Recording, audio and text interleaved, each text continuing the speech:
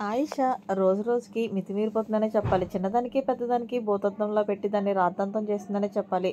ఇప్పుడు ఈ వీడియో ఏంటంటే, ఆయిష మెంటాలిటీ ఇంత చీప్‌గా ఉందని మీరు అనకమానదు. ఇక అసలు విషయానికొచ్చేస్తే సెక్షన్‌లో మార్నింగ్ రిత్వికి వచ్చింది. అయితే రీతు ఆ గిన్నెలన్నీ క్లీన్ చేసిన తర్వాత సబ్బు గిన్నెలన్నీ కూడా నురుగనేది ఉండిపోయింది. ఆ యొక్క ఆఫ్టర్‌నూన్ సెక్షన్ వచ్చేసి ఆయిషది. అయితే ఆయిష అందులో నురుగుందంట. ఆ నురుగంటే కొంచెం వాటర్ పోస్తే వెళ్ళిపోతుంది కదా! అయితే ఆయిష ఏం చేసింది, కిచెన్ మానిటర్‌గా ఉన్న దివ్యని పిలిపించింది. చూడు ఆ అమ్మాయి ఏం చేసిందంటూ ఆ అమ్మాయికి చూపించింది దివ్యకి. ఇక ఈ విషయం అయిపోయిన తర్వాత రీతుని పిలిచి, "అసలు రీతు నువ్వు ఎందుకింత చిరాకుగా చేస్తున్నావు?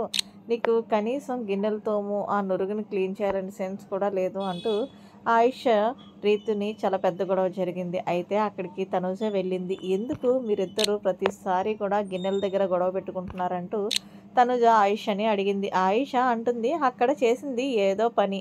మళ్ళీ దాన్ని సమర్థించడానికి నువ్వొచ్చావా? అయినా మేమిద్దరం గొడవ పడుకుంటే ప్రతిసారి పెద్ద పుడింగిలా మధ్యలోకి ఎందుకొచ్చేస్తున్నావు తనూజ" అనగానే తనూజకి ఎక్కడ లేని కోపమొచ్చి, పుడింగి, గిడింగి అన్ని తప్పుడు మాటలు మాట్లాడితే అసలు బాగోదు. అయినా నీ అంత ఓవర్ యాక్టింగ్ కంటెస్టెంట్ నిన్ను ఎక్కడా చూడలేదు.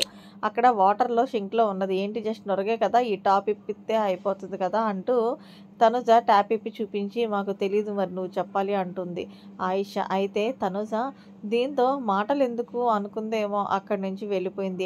ఇక తర్వాత డెమన్ పవన్ కూడా వెళ్ళాడు. "ఎందుకు నువ్వు చిన్నదానికి, పెద్దదానికి రీతుని టార్గెట్ చేస్తున్నావు అంటే నువ్వు మధ్యలోకి రాకు. ప్రతి వాళ్ళు నాకు చెప్పడానికి వచ్చారు" అంటూ డెమాన్ పవన్ అనడంతో డెమాన్ పవన్ అక్కడి నుంచి పవన్ కళ్యాణ్ దగ్గరికి వెళ్ళిపోయాడు.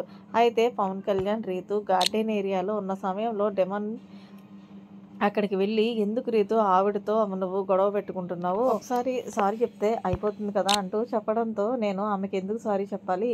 ఏదో జస్ట్ చూసుకోకుండా ఆ వాటర్ ఉండిపోయిందనుకో, నోరుగా జస్ట్ టాప్ పెప్పితే అయిపోతుంది.